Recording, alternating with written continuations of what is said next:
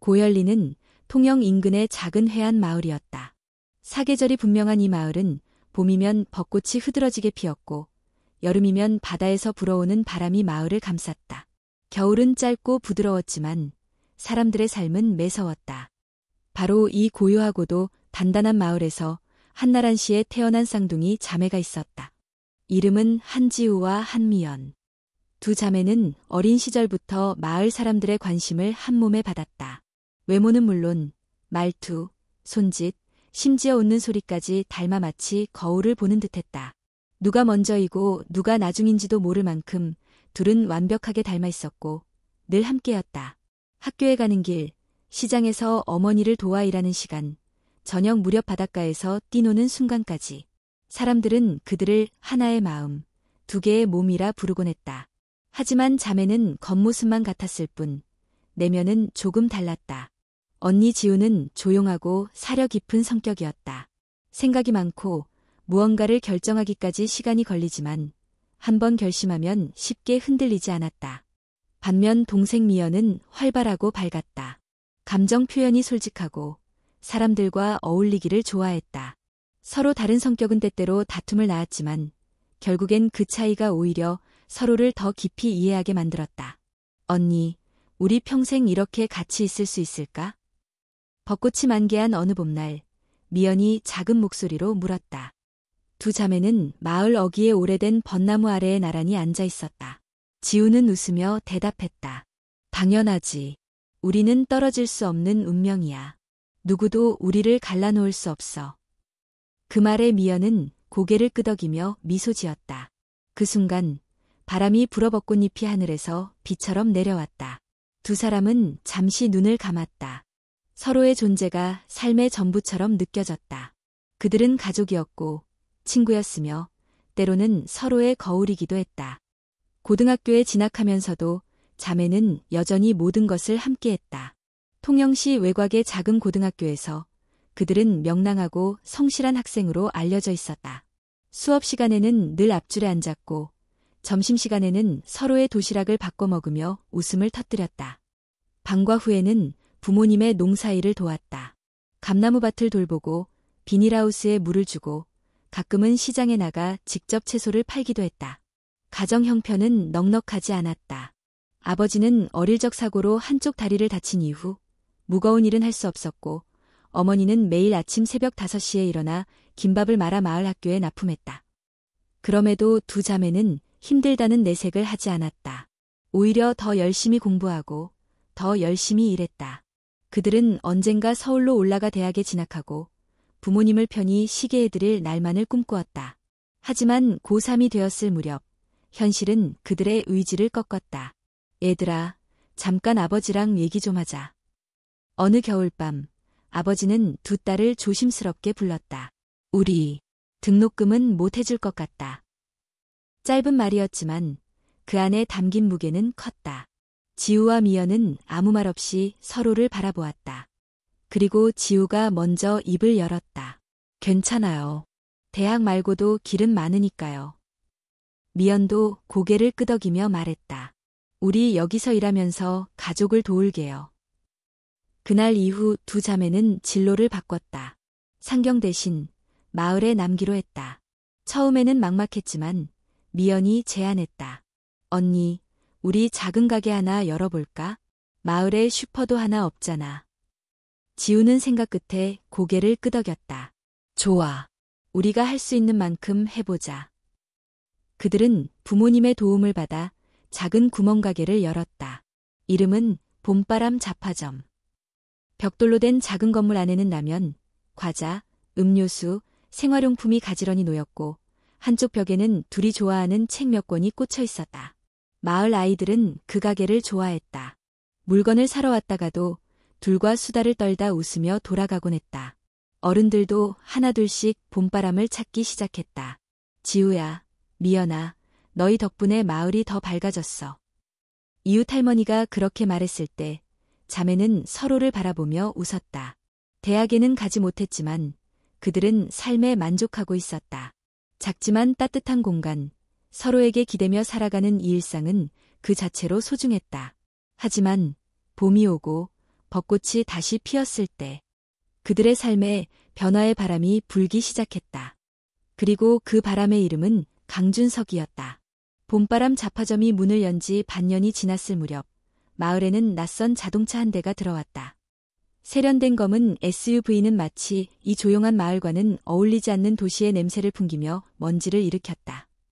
마을 사람들은 호기심 어린 눈빛으로 그 차를 바라보았고 그 중에서도 지우와 미연은 유난히 눈길을 뗄 수 없었다. 다음 날 아침 가게 문을 열고 정리를 하고 있던 자매 앞에 한 남자가 나타났다. 안녕하세요. 혹시 생수 있나요? 낯선 남자는 부드러운 말투로 물었다. 네, 안쪽 선반에 있어요. 지우가 대답하며 고개를 들었고 그 순간 눈이 마주쳤다. 그의 이름은 강준석, 32, 서울에서 온 사업가였다. 본래 IT 스타트업에서 일했지만 몇 년 전부터 스마트 농업에 관심을 가지게 되어 지방의 유휴농지를 활용한 기술농업 프로젝트를 준비 중이라고 했다.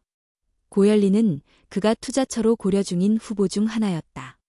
그날 이후 준석은 자주 가게에 들렀다. 물건을 사기 위해서라기보다 지우와 미영과 대화를 나누기 위해서였다. 이 마을 정말 조용하고 좋네요. 서울은 늘 정신없거든요. 그의 말에 미연은 반짝이는 눈으로 물었다. 서울은 어때요? 정말 영화에서처럼 화려해요? 준석은 웃으며 고개를 끄덕였다. 그런 면도 있죠. 하지만 전 요즘은 이런 조용한 곳이 더 좋아요. 세 사람은 빠르게 가까워졌다.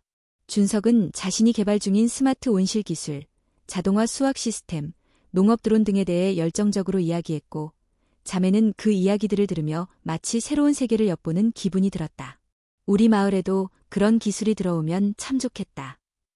지우가 중얼거리듯 말하자 준석은 진지한 눈으로 말했다. 그래서 제가 여기에 온 거예요. 자매는 조금씩 준석에게 마음을 열기 시작했다. 지우는 그의 진중한 태도와 부드러운 말투에 이끌렸고 미연은 그의 넓은 시야와 자유로운 사고방식에 매료되었다. 어느 날 저녁 가게 문을 닫고 함께 뒷마당에서 차를 마시던 중 미연이 말했다. 준석 씨는 왜 그런 안정적인 직장을 떠나 이런 프로젝트를 시작했어요? 준석은 잠시 침묵한 뒤 말했다. 제가 만든 기술이 사람들의 삶을 바꾸는 걸 보고 싶었어요. 특히 수도권이 아닌 지방에서 말이죠. 서울만이 전부는 아니니까요.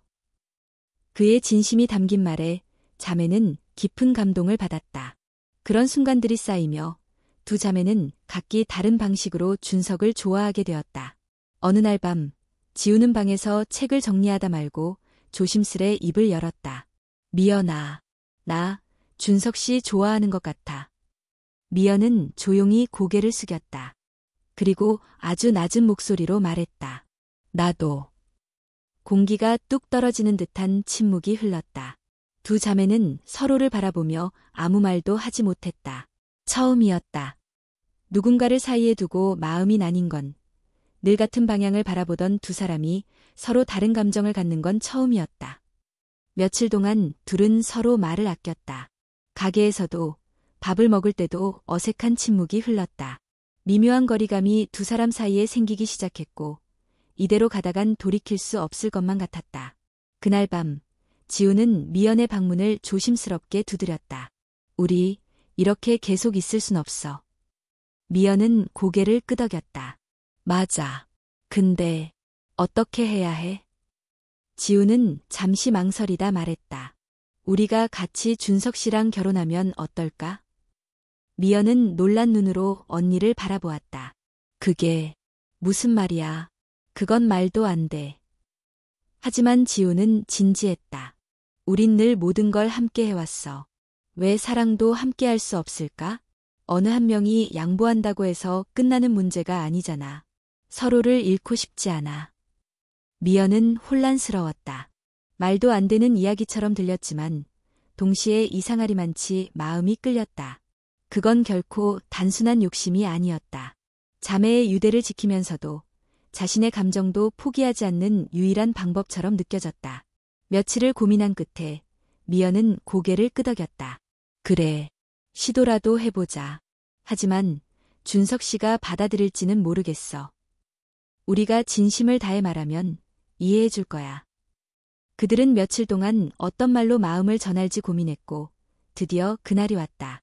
맑은 오후 준석이 평소처럼 가게를 찾았고 자매는 그를 뒷산의 정자로 초대했다. 해가 뉘엿뉘엿 지는 하늘 아래 세 사람은 마주 앉았다. 준석이 웃으며 물었다. 무슨 이야기인가요?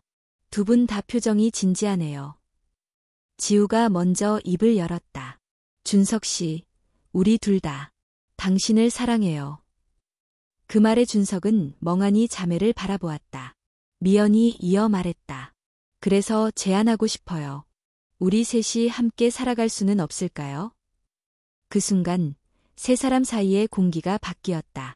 마치 조용한 호수에 돌을 던진 듯 파문이 일었다. 준석은 말을 잇지 못했다. 그리고 그 침묵은 예상보다 길게 이어졌다. 한동안 준석은 아무 말도 하지 않았다. 지우와 미연은 서로를 바라보며 초조하게 그의 반응을 기다렸다.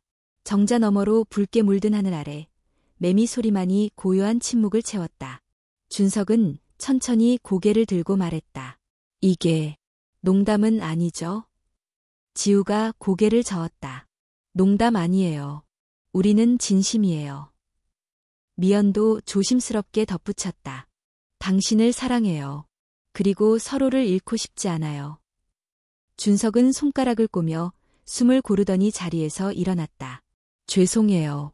지금 당장은 아무 말도 할 수 없어요. 그리고는 아무 말 없이 정자를 떠났다. 그의 뒷모습은 흔들리는 저녁 노을 속으로 천천히 사라졌다. 그날 밤 지우는 잠을 이루지 못했다. 미연도 마찬가지였다. 둘은 각자의 방에서 뒤척이며 같은 생각을 반복했다. 혹시 너무 무리한 제안이었을까? 혹시 이제 모든 걸 잃게 되는 건 아닐까? 하지만 며칠이 지나도 준석은 가게에 나타나지 않았다. 자매는 그를 기다렸지만 연락할 용기는 나지 않았다. 그저 가게를 열고 손님을 맞고 밤이 되면 문을 닫는 평범한 하루를 반복했다. 그러던 어느 날 가게 문이 열리고 낯익은 얼굴이 들어섰다. 준석이었다. 그는 평소와 달리 정장 차림이었고 눈가에는 피로가 묻어 있었다. 얘기 좀 할 수 있을까요? 지우와 미연은 말없이 고개를 끄덕였다. 세 사람은 가게 뒤쪽 작은 창고 공간으로 이동했다. 준석은 깊은 숨을 쉬고 말했다. 솔직히 처음엔 혼란스러웠어요. 도무지 이해가 안 됐고 무슨 장난인가 싶었어요. 하지만 생각하면 할수록 여러분이 어떤 마음으로 그런 말을 했는지 조금은 알 것 같아요. 지우와 미연은 숨을 죽이고 그의 말을 들었다. 당신들이 서로를 얼마나 아끼는지, 그리고 나에 대한 감정도 단순한 호기심이 아니라는 걸 느꼈어요. 나도 두 사람을 다 좋아해요. 지우의 눈이 커졌고 미연은 조심스레 물었다. 그럼 우리 제안을 받아들이겠다는 뜻인가요? 준석은 고개를 끄덕였다. 단, 조건이 있어요. 그는 단호한 목소리로 말했다. 우리 셋, 서로를 진심으로 존중하고 이해해야 해요. 절대 누구 하나가 외롭지 않도록, 상처받지 않도록. 이건 보통의 관계가 아니니까 그만큼 더 노력해야 해요. 지우는 고개를 숙이며 말했다. 우리도 그 죄우는 되어 있어요. 미연도 손을 맞잡으며 말했다. 우린 진심이에요. 그날 밤 세 사람은 정자에서 다시 마주 앉아 하늘의 별을 바라보며 미래를 이야기했다. 그들의 이야기는 이제 막 시작되고 있었다. 며칠 후 준석은 서울로 잠시 돌아갔다. 가족과 회사 문제를 정리하기 위해서였다. 그동안 지우와 미연은 가게 일을 정리하며 다가올 변화를 준비했다. 마을에 소문이 퍼지기 시작한 것도 이때였다. 한 자매가 같은 남자와 결혼한다더라. 세 사람이 함께 산다던데 그게 가능해? 마을 어르신들은 수군거리며 고개를 저었고 젊은이들 중 일부는 흥미 반, 걱정 반으로 지켜보았다. 사랑에는 형태가 없는 거야. 괜찮지 않아? 그래도 이건 좀... 그들의 선택은 이미 작은 마을을 들썩이게 하고 있었다. 그러나 자매는 흔들리지 않았다.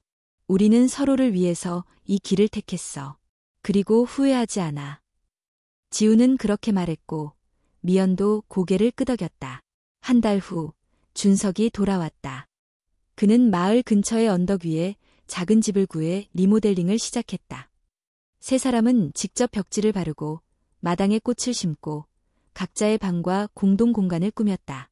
집이 완성되던 날 그들은 작은 약속식을 가졌다. 마을 사람 몇 명과 가장 가까운 가족만이 참석한 조용한 행사였다. 지우와 미연은 같은 디자인의 흰 원피스를 입었고 준석은 회색 리넨 수트를 입었다.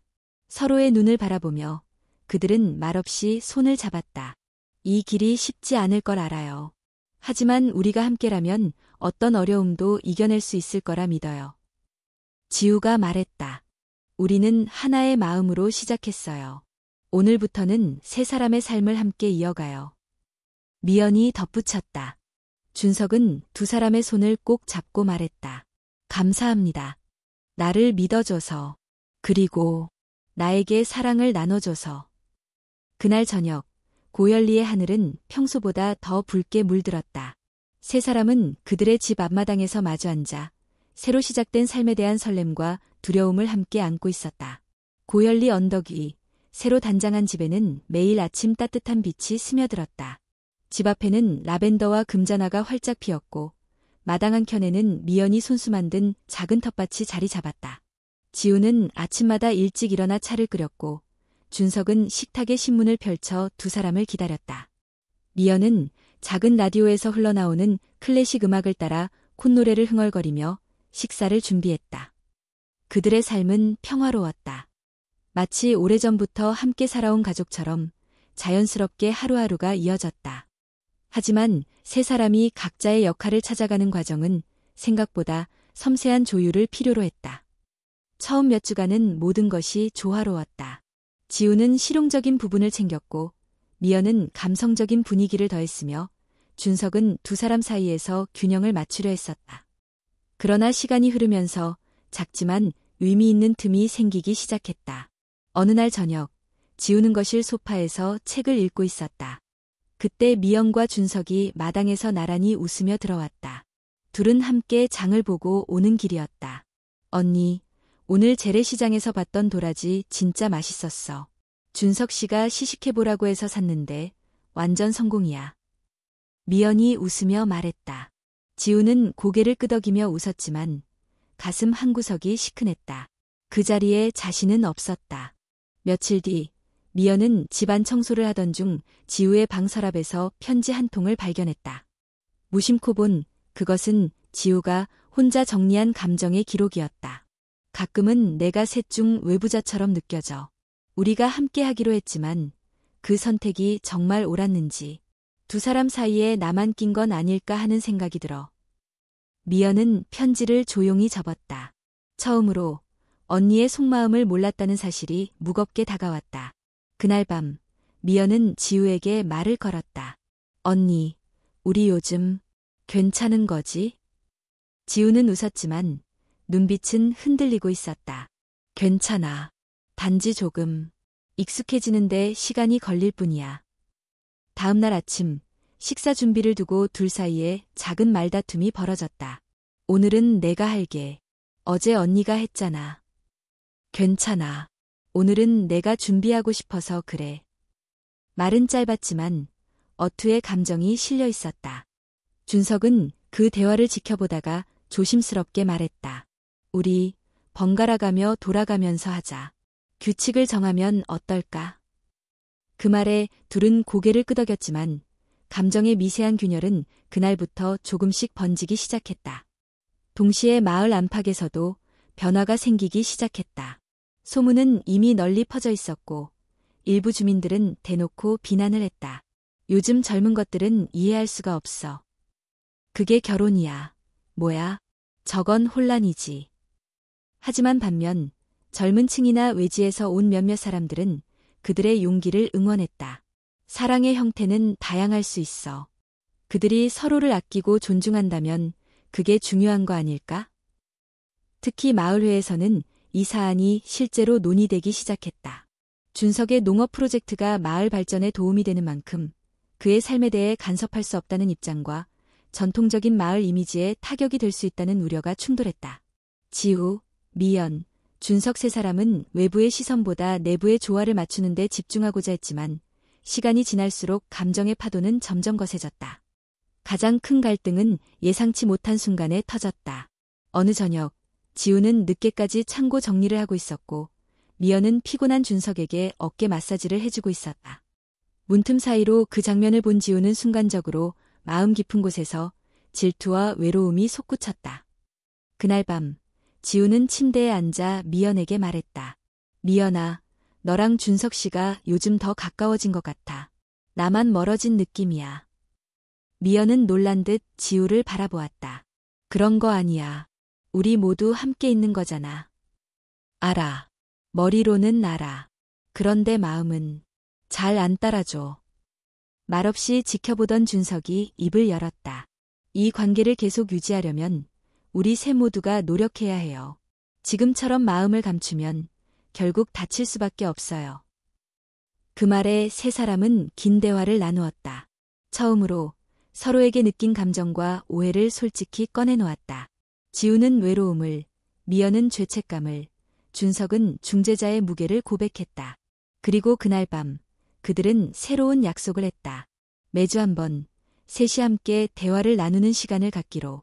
서로의 감정을 말하고 감춰진 생각을 공유하며 이 관계를 단단히 다져가기로. 그 첫 회의에서 지우는 말했다. 우리는 아주 특별한 선택을 했어. 그만큼 더 많이 이야기하고 더 많이 이해해야 해. 미연은 고개를 끄덕이며 덧붙였다. 혼란스러울 수 있지만 우리가 서로를 믿는다면 분명히 이겨낼 수 있어. 준석은 두 사람의 손을 맞잡고 말했다. 나는 여러분 둘 다를 사랑해요. 그리고 그 마음엔 변함이 없어요. 그날 이후 작은 불협화음은 계속되었지만 그들은 대화를 통해 하나씩 풀어갔다. 외부의 시선은 여전히 따가웠지만 내부의 관계는 조금씩 더 단단해지고 있었다. 그러나 그들이 몰랐던 것은 이 평온이 오래가지 않는다는 사실이었다. 그리고 곧 서울에서 과거의 한 인물이 모습을 드러낼 예정이었다. 고현리의 초여름은 빠르게 무르익었다. 논밭에는 녹음이 짙어지고 마을길에는 수국이 피기 시작했다. 세 사람의 삶은 어느 정도 균형을 찾아가고 있었다. 서로에 대한 감정을 솔직하게 말하며 매주 이어지는 감정회의는 이들의 관계를 조금씩 단단하게 만들고 있었다. 지우는 이제 더 이상 외롭지 않았다. 미연은 죄책감을 내려놓기 시작했고 준석은 자신이 두 사람에게 어떤 존재인지를 다시금 되새기며 노력했다. 하지만 평온함은 오래가지 않았다. 불쑥 예고 없이 찾아오는 것이 늘 그렇듯 서울에서 한 통의 전화가 걸려왔다. 강준석 씨 맞으시죠? 저 SBS 아침 프로그램 작가 최서연입니다. 혹시 잠깐 통화 가능하실까요? 그 이름을 듣는 순간 준석의 눈동자가 흔들렸다. 최서연. 과거 그의 연인이자 현재는 유명 방송사에서 일하고 있는 제작진. 둘은 몇 년 전 헤어진 이후 연락을 끊고 있었다. 당시엔 서로의 삶의 방향이 너무 달랐고 무엇보다 서연은 지방으로 내려가는 그의 선택을 도저히 이해할 수 없었다. 무슨 일이죠? 준석은 조심스럽게 물었다. 최근 지방 공동체에 대한 다큐를 준비 중인데 고열리에 계신다고 들었어요. 당신이 진행 중인 스마트 농업 프로젝트도 흥미롭고 그리고 솔직히 말해 지금의 가족 구조도요. 가족 구조요? 네, 두 분과 함께 생활 중이라고 들었어요. 이건 많은 사람들에게 의미 있는 이야기일 수 있어요. 준석은 깊게 한숨을 쉬었다. 지금 그걸 방송으로 다루겠다는 건가요? 단지 제안이에요. 물론 당신이 동의한다면요. 전화를 끊은 후 준석은 한동안 말없이 창밖을 바라보았다. 마당에서는 지우와 미연이 함께 화분을 정리하고 있었다. 그들의 웃음소리가 들려왔지만 준석의 마음 한켠은 어두워졌다. 그날 밤 준석은 자매에게 사실을 털어놓았다. 서연이라는 사람이 있어요. 예전에 사귀던 사람인데 지금은 방송국에서 일해요. 우리 이야기를 다큐로 만들고 싶다고 연락이 왔어요. 지우는 조용히 말했다. 당신의 과거 괜찮아요. 우리도 알고 있어야 하니까. 미연도 덧붙였다.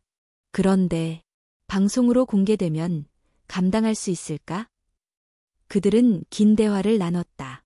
그리고 그 끝에 다큐 제작은 하지 않기로 결정했다.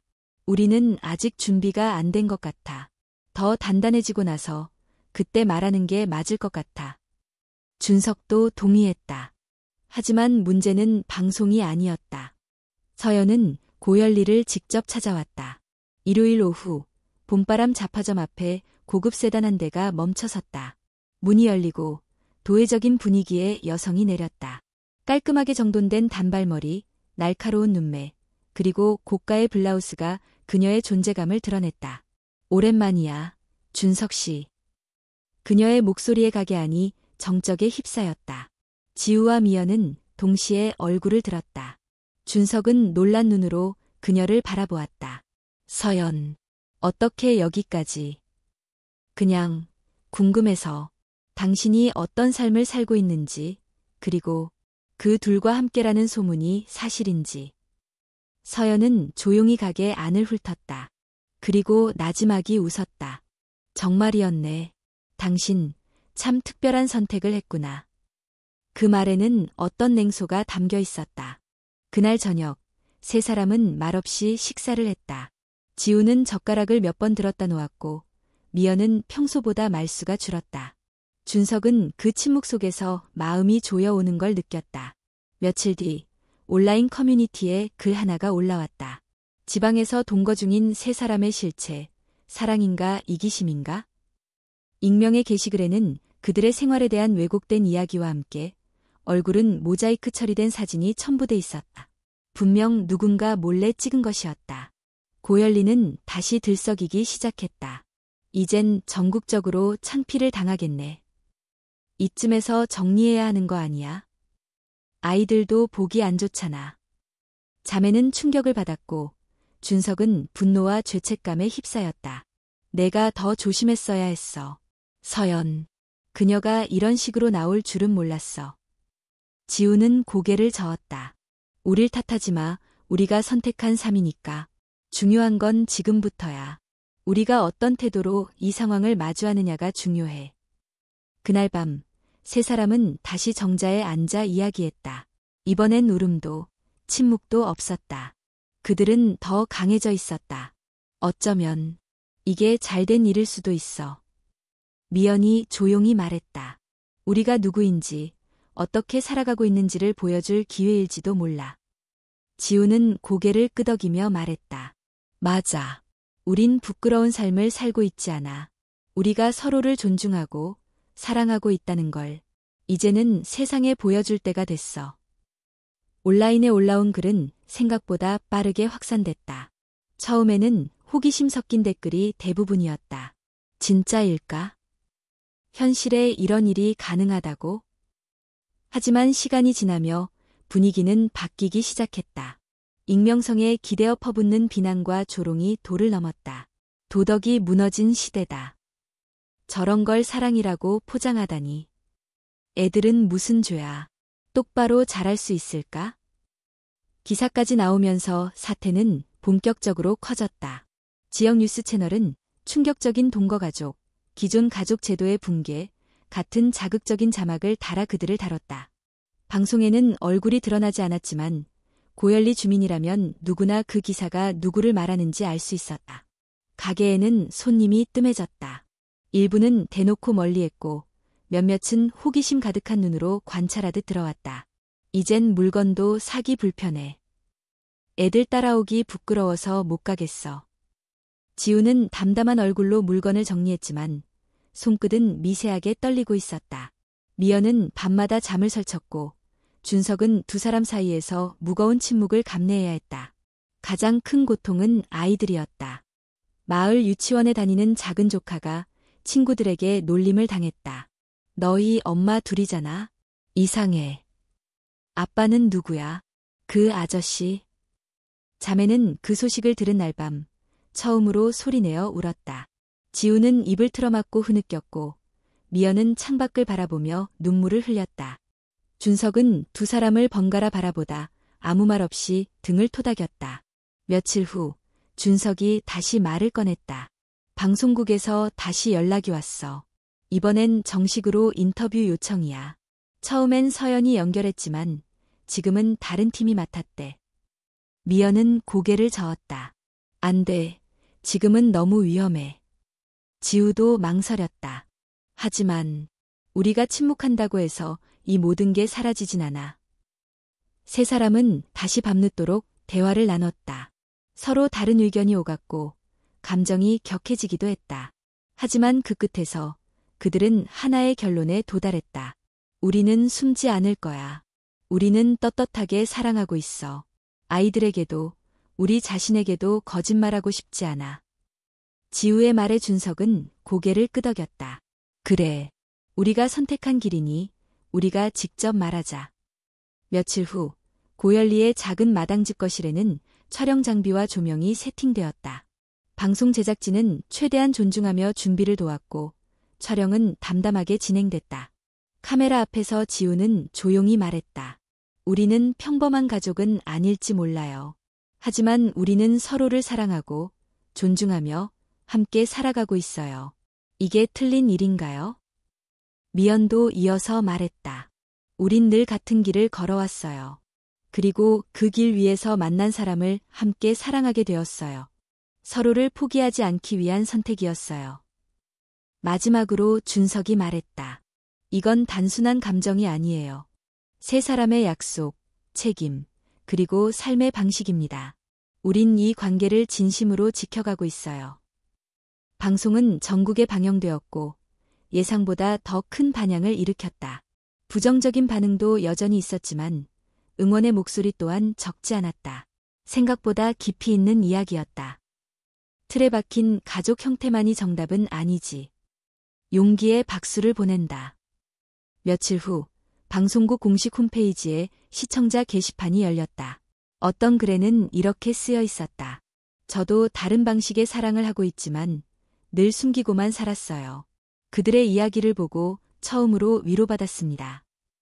또 다른 글은 이렇게 말했다. 그들이 보여준 건 사랑의 또 다른 형태였어요. 모든 사람이 같은 모양의 사랑을 할 필요는 없다고 생각합니다. 세 사람은 방송 후 더 이상 숨지 않기로 했다. 마을 사람들과도 조금씩 마주했고 용기 내어 이야기를 나누었다. 물론 여전히 반대하는 이들도 있었지만 그들의 태도가 바뀌기 시작했다. 어느 날 가게에 들어온 중년 여성이 말했다. 내 딸이 방송 보고 울더라고. 엄마, 저 사람들 진짜 멋있다고. 나도 처음엔 이해 안 됐지만 지금은 그냥 응원하고 싶어졌어.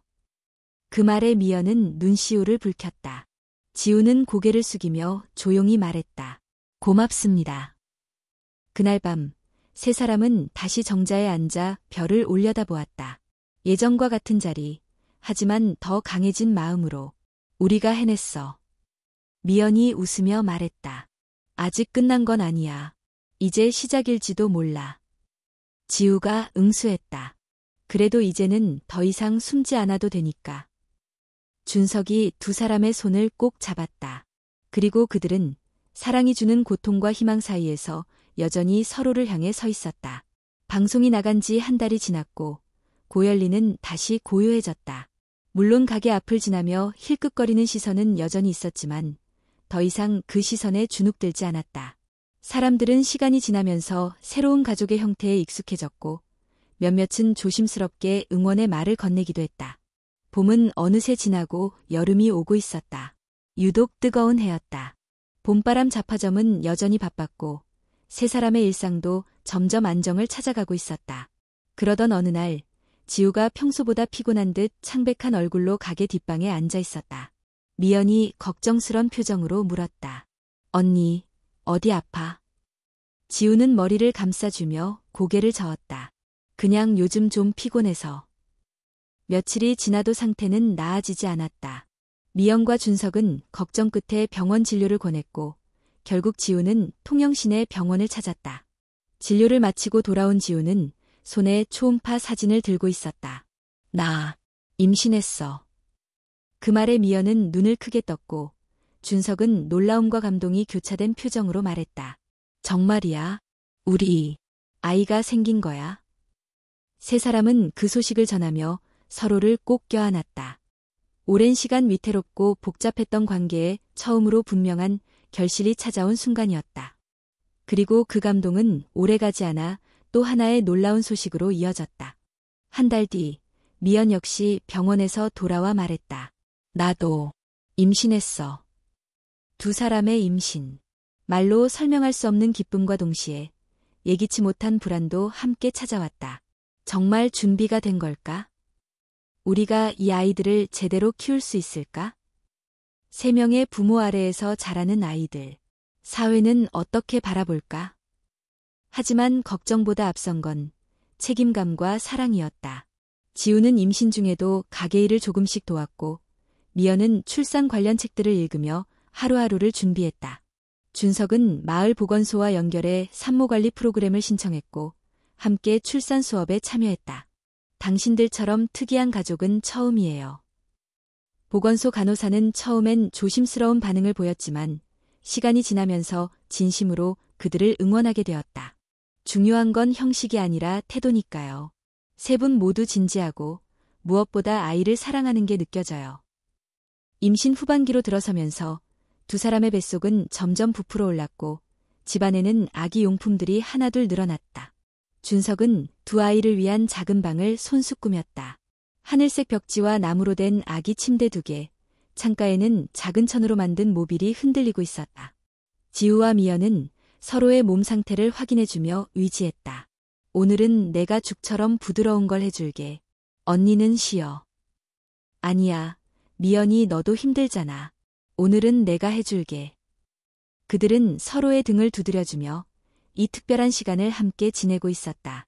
한편 방송 이후 생긴 블로그와 메일 계정을 통해 전국 각지에서 사연이 도착하고 있었다. 나도 동성 연인과 가정을 꾸릴 준비 중입니다. 당신들 덕분에 가족이란 게 꼭 한 가지 모양일 필요 없다는 걸 알았어요. 당신들의 이야기는 우리 사회에 꼭 필요한 목소리예요. 이러한 반응은 3사람에게 큰 위로가 되었다. 고립된 줄 알았던 자신들의 존재가 누군가에게는 등불이 되고 있었다는 사실. 그건 단지 가족의 성립을 넘어서 존재 그 자체로 가치가 있다는 증명이었다. 지우는 어느 날 밤 정자에 앉아 조용히 말했다. 처음엔 두려웠어. 아이를 낳고 나면 우리가 무너질지도 모른다고. 하지만 지금은 확신이 들어. 우리 셋, 할 수 있어. 미연은 고개를 끄덕이며 지우의 손을 꼭 잡았다. 우리 아이들에게 세상엔 다양한 사랑이 있고 어떤 사랑도 틀리지 않다는 걸 알려주자. 그 순간 집안에서 준석의 목소리가 들려왔다. 지우야, 미연아, 아기 방에 커튼 다 달았어. 와서 봐봐. 두 사람은 손을 맞잡고 자리에서 일어났다. 여름밤, 달빛이 마당을 밝히고 있었다. 그 빛 아래 3사람은 조용히 웃고 있었다. 이제 곧 또 다른 사랑의 형태가 세상에 태어날 준비를 하고 있었다. 지우는 건강한 아들을 출산했고 2달 뒤 미연은 예쁜 딸을 낳았다. 두 아기의 울음소리가 교대로 울려 퍼지며 고열리의 언덕 위 작은 집은 새로운 리듬으로 움직이기 시작했다. 밤낮이 따로 없었고 3사람 모두 피로에 지쳐갔다. 하지만 그 고단함 속에서도 웃음이 떠나지 않았다. 지우는 밤마다 아들의 등을 토닥이며 속삭였다. 너는 사랑받기 위해 태어났단다. 3사람이 함께 너를 기다렸고 함께 널 키울 거야. 미연은 딸을 품에 안고 말했다. 넌 이 세상에 새로운 질문이 될 거야. 그리고 그 질문에 대한 답은 사랑이야. 아이들이 자라면서 가족의 생활은 보다 조직적으로 변화했다. 기저귀 갈기, 분유 먹이기, 예방접종 일정, 낮잠 시간. 모든 것이 철저한 분업 속에 돌아갔다. 준석은 아이 아빠라는 정체성에 점점 더 익숙해졌고 때때로 두 딸처럼 느껴지는 지우와 미연의 모습에 웃음을 참지 못하기도 했다. 3사람은 완벽하지 않았지만 늘 대화로 맞춰갔다. 중요한 결정은 반드시 셋이 함께 내렸고 아이들에게도 언제나 똑같은 사랑을 나누었다. 그러나 시간이 흐르며 아이들은 점점 세상의 언어를 배우기 시작했다. 유치원에 다니고 다른 아이들과 어울리며 가족에 대한 질문을 하기 시작했다. 왜 우리 집엔 엄마가 2명이야? 다른 친구들은 엄마랑 아빠가 있는데 우리는 왜 셋이야? 아빠는 누구 아빠야? 나랑 동생 둘 다야? 이 질문들은 예상했지만 막상 들으면 가슴 깊이 울렸다. 지우와 미연, 그리고 준석은 아이들에게 거짓없이 설명하기로 했다. 지우는 아들에게 말했다. 엄마랑 이모랑 아빠는 서로를 사랑하고 함께 가족이 되기로 약속했단다. 그래서 너도 동생도 우리 모두의 사랑으로 태어났어. 미연도 딸에게 말했다. 우린 조금 다를 수 있어. 하지만 중요한 건 서로를 얼마나 아끼고 사랑하느냐야. 그게 진짜 가족이야. 처음엔 이해하지 못하는 듯했던 아이들도 반복된 대화와 일상 속의 따뜻함으로 점차 익숙해져 갔다. 그들은 엄마를 두 명이라고 부르지 않았다. 대신 엄마는 지우, 이모는 미연, 그리고 아빠는 당연히 준석이었다. 하지만 사회는 여전히 달랐다. 아이들이 초등학교에 들어갈 나이가 되자 본격적인 현실이 닥쳤다. 지우의 아들, 한희주는 학교에서 장학생 선발 대상이 되었지만 등록 서류에 부모 정보란에서 문제가 발생했다. 가정환경란에 부모 2인이 아닌 3인이 기입되어 있었고 행정 담당자는 이례적인 형식에 당황했다. 며칠 뒤 학교 측에서 연락이 왔다. 가정 형태로 인해 심사에 어려움이 있습니다. 정확한 보호자 관계를 명확히 해주셔야 합니다. 준석은 차분하게 설명했다. 저희는 세 사람이 함께 법률적으로는 아니지만 실질적으로 아이를 키우고 있는 보호자입니다. 하지만 학교는 규정을 이유로 그 설명을 받아들이지 않았다. 해당 조건으론 장학심사에서 제외될 수밖에 없습니다. 양해 부탁드립니다. 그날 밤, 세 사람은 말없이 저녁을 먹었다. 밥상 위에는 아이들이 좋아하는 반찬들이 놓여 있었지만 젓가락이 잘 움직이지 않았다.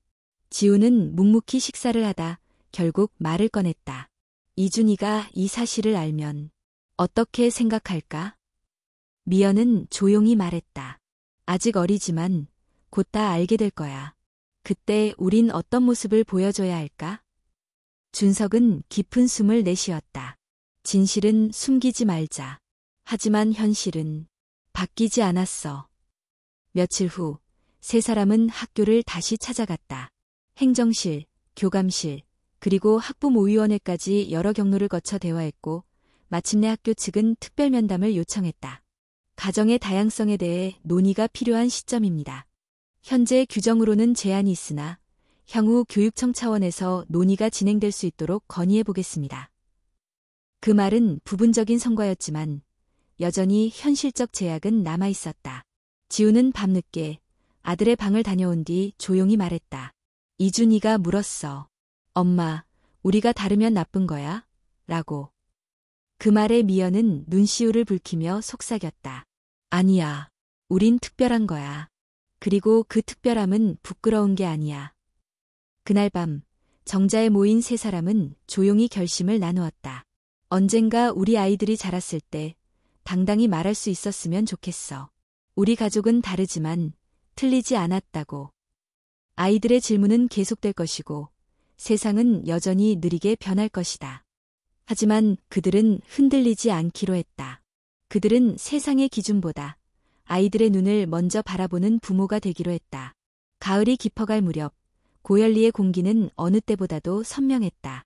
아이들은 이제 초등학교 고학년이 되었고 세 사람의 삶은 다시 일상의 평온 속으로 들어선 듯했다. 하지만 평온함은 언제나 그렇듯 가장 예기치 않은 순간에 깨졌다. 어느 날 미연은 평소보다 유난히 피로를 느꼈다. 숨이 짧아지고 어지럼증이 잦아졌고 입맛도 줄어들었다. 처음엔 단순한 과로인 줄 알았다. 하지만 증상은 점점 심해졌고 지우와 준석의 권유로 종합병원을 찾았다. 며칠 후 병원에서 전화가 왔다. 미연은 아무 말 없이 전화를 받고 난 후 마당에서 해가 지는 하늘을 한참 바라보았다. 그리고 조용히 집 안으로 들어왔다. 우리 잠깐 이야기할 수 있을까? 세 사람이 마주 앉은 자리에서 미연은 침착한 얼굴로 말했다. 병원에서 백혈병 판정을 받았어. 급성 골수성 백혈병. 순간 공기가 멈췄다. 지우는 숨을 삼켰고 준석은 말을 잃었다. 미연은 담담하게 말을 이었다. 생각보다 진행이 빠른 편이라 바로 치료에 들어가야 해. 항암 치료부터 시작하고 경우에 따라 골수이식도 필요할 수 있대. 지우는 떨리는 손으로 미연의 손을 붙잡았다. 왜 지금까지 말 안 했어? 미연은 씩 웃으며 말했다. 확신이 없었으니까. 괜히 걱정시키고 싶지 않았어. 그날 밤, 세 사람은 거의 말을 하지 못했다. 준석은 아이들을 재운 뒤 홀로 정자에 앉아 하늘을 바라보았다. 지우는 미연의 방 앞을 서성이다. 조용히 문을 열었다. 무섭지 않아? 미연은 창밖을 바라보며 대답했다. 무서워. 하지만 언니가 옆에 있으니까 덜 무서워. 며칠 뒤, 미연은 서울의 대형 병원에 입원하게 되었다. 지우와 준석은 번갈아가며 간병을 맡았고, 아이들은 마을 이웃에게 맡겼다. 가족은 잠시 뿔뿔이 흩어진 채 새로운 전쟁을 준비해야 했다. 항암 치료는 미연을 빠르게 쇠약하게 만들었다. 머리카락은 빠졌고 입안이 헐어 식사를 제대로 할 수 없었으며 몸은 자주 열이 올랐다. 그럼에도 그녀는 웃음을 잃지 않으려 했었다. 오늘은 그래도 눈이 좀 덜 피곤해. 책 한 장 읽을 수 있었어. 지우는 병실 침대 옆에서 조용히 일기를 썼다. 미연이는 언제나 강했다. 웃을 수 없는 상황에서도 웃으려 했다. 하지만 나는 안다. 그 웃음 뒤에 얼마나 많은 두려움과 고통이 숨어 있는지를. 준석은 병원과 마을을 오가며 정신없는 하루를 보냈다. 그는 두 아이의 아빠이자 미연의 보호자였고 지우의 유일한 기댈 수 있는 어른이었다. 나는 슈퍼맨이 아니야. 하지만 우리 가족을 지켜야 해. 이건 나의 약속이니까. 아이들도 어렴풋이 상황의 심각함을 알아챘다. 딸은 어느 날 조심스럽게 물었다. 이모, 아픈 거 나아질 수 있어? 지우는 잠시 망설이다가 말했다. 이모는 아주 용감한 사람이야.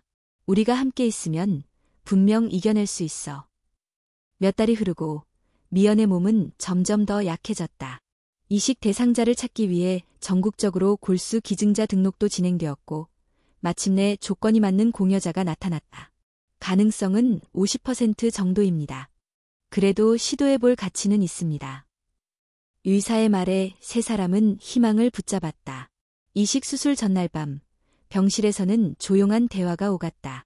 혹시 내가 못 일어나더라도 두 사람은 계속 함께해줘. 미연의 말에 지우는 눈을 감고 고개를 저었다. 그런 말하지 마. 우린 셋이 함께 시작했어. 끝도 셋이 함께야. 준석도 말했다. 너 없인 아무것도 완성되지 않아. 넌 우리 가족의 중심이야.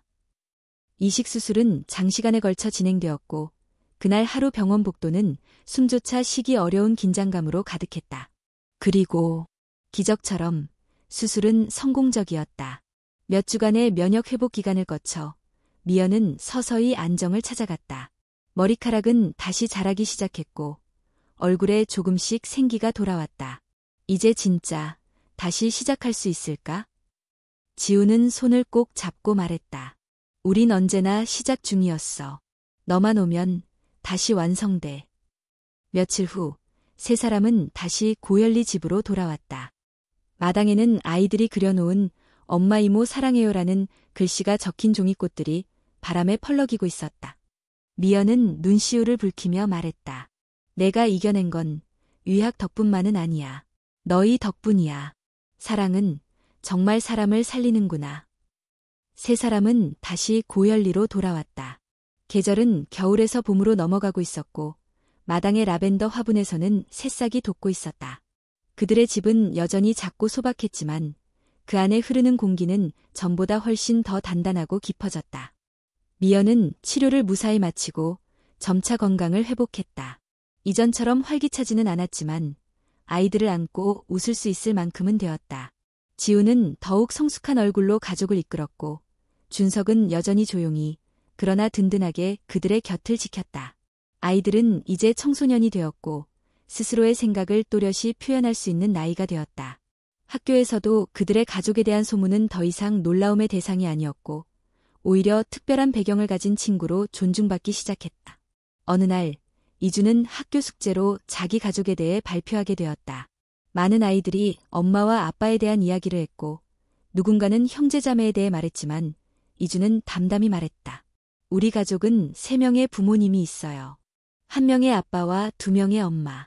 저는 어릴 때부터 그렇게 자랐고 그 안에서 많은 사랑을 받았어요. 처음엔 다들 이상하게 생각했지만 이제는 말할 수 있어요. 그게 우리 가족의 모습이고 저는 그게 자랑스러워요. 그날 발표를 들은 선생님은 조용히 고개를 끄덕였고 반 친구들 중 몇몇은 손뼉을 쳤다. 그리고 누군가가 말했다. 멋지다. 진짜 멋있어. 그 이야기를 들은 미연은 병실에서 조용히 눈물을 흘렸다. 그녀는 여전히 정기검진을 받으러 서울 병원을 다녀와야 했지만 마음만은 예전보다 훨씬 가볍고 따뜻했다. 한편 준석이 진행하던 스마트 농업 프로젝트는 전국적으로 큰 성공을 거두었다. 고열리는 유기농 중심 마을로 성장했고 젊은 농부들이 다시 이주해오며 새로운 활력을 불어넣었다. 지우는 마을에 작은 도서관을 세웠고 지역 아이들에게 독서 프로그램을 운영하며 삶의 의미를 확장해갔다. 미연은 농산물을 활용한 건강식품 사업을 시작했고 그 제품은 전국의 온라인몰에서 인기를 끌었다. 세 사람의 이야기는 다시 한번 언론의 주목을 받게 되었다. 이번에는 누군가의 자극적인 글이 아니라 진심 어린 다큐멘터리 제작팀의 제안이었다. 이제 당신들의 이야기를 기록으로 남기고 싶습니다. 한 시대를 상징하는 가족의 새로운 정의로요. 이번에는 그들은 주저하지 않았다. 우리 삶이 누군가에게 힘이 된다면 기꺼이 나누고 싶어요. 다큐멘터리는 방송과 동시에 큰 반향을 불러일으켰다. 이전의 비난과 조롱은 거의 사라지고 대신 감동과 응원의 댓글들이 줄을 이었다. 사랑에는 틀이 없다. 그들이 증명했다. 이런 가족이라면 나도 되고 싶다. 우리는 아직 배워야 할 것이 많다. 지우는 방송 마지막 장면에서 이렇게 말했다. 우리가 걸어온 길은 쉽지 않았어요. 매 순간이 선택의 연속이었고 그 선택은 때로 고통스럽기도 했어요. 하지만 단 한 번도 후회한 적은 없어요. 왜냐하면 우리는 진심이었고 그 진심은 세상 어떤 기준보다 소중했으니까요. 미연은 말을 이었다. 이제는 우리 아이들이 그 진심을 이어갈 수 있도록 우리는 더 이상 두려워하지 않기로 했어요. 준석은 마지막으로 말했다. 우리는 세 사람이었지만 하나의 마음으로 살아왔고 앞으로도 그럴 겁니다. 방송이 끝나고 어느 날 봄 저녁, 세 사람은 집마당에 놓인 긴 벤치에 앉아 노을을 바라보았다. 아이들은 앞마당에서 친구들과 뛰어놀고 있었고 바람은 잔잔하게 꽃잎을 날렸다. 정말 많은 일이 있었네. 지우가 말했다. 하지만 지나보니 그 모든 순간이 우리를 만든 것 같아. 미연은 지우의 손을 잡고 고개를 끄덕였다. 우리가 만든 가족. 세상 어디에도 없는 단 하나뿐인 이야기. 준석은 두 사람의 손을 나란히 잡고 말했다. 그리고 이야기는 아직 끝나지 않았어. 우리는 계속 쓰고 있으니까. 해는 천천히 지고 있었고 세 사람의 그림자는 하나로 겹쳐졌다. 그들은 알고 있었다. 세상의 기준은 변할 수 있지만 그들의 약속은 변하지 않는다는 것을.